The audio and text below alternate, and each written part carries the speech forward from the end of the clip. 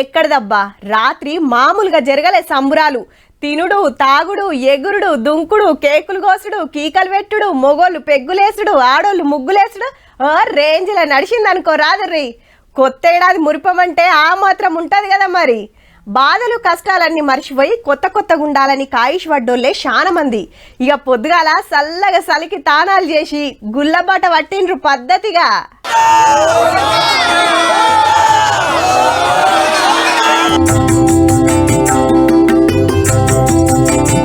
ఏ గుడి కాడ చూడు ఇంతింత పొడవు లైన్లు.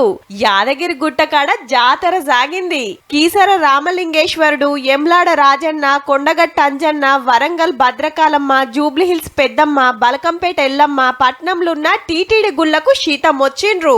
ఎక్కువ మట్టుకు పడసోళ్లే. తర్వాత మంచి జాబ్ చిల్డ్రన్ ఉన్నందుకు ఇట్లా ఉండాలని ఒక ప్రౌడ్ గా తెప్పియాలి. 2026లో ఇల్లు కట్టుకుంటున్నాము. అలాగే ఇంకా బాగా మంచిగా జరగాలని కోరుకుంటున్నాను. బియ్యం పోసాను. బాబు 10th క్లాస్. మంచి రోజు అని పోసాను. రాత్రి జోష్ ఎలా అయినా అది ఉంటది. ఇది కూడా చాలా ట్రెడిషన్ కాబట్టి అది వెస్టర్న్ కల్చర్, ఇది హిందూ కల్చర్.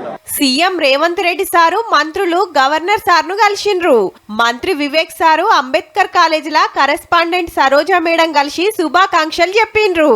చిన్న సీఎం బట్టి సారు తిరుపతి ఎంకన్న దర్శనం చేసుకున్నాడు. లీడర్లు, సెలబ్రిటీలు బగ్గనే పోయొచ్చిండ్రు తిరుమలకు. మామూలు భక్తులు సుత లైన్లు కట్టిండ్రు. శ్రీశైలం మల్లన్నకు మొక్కులప్ప చెప్పిండ్రు.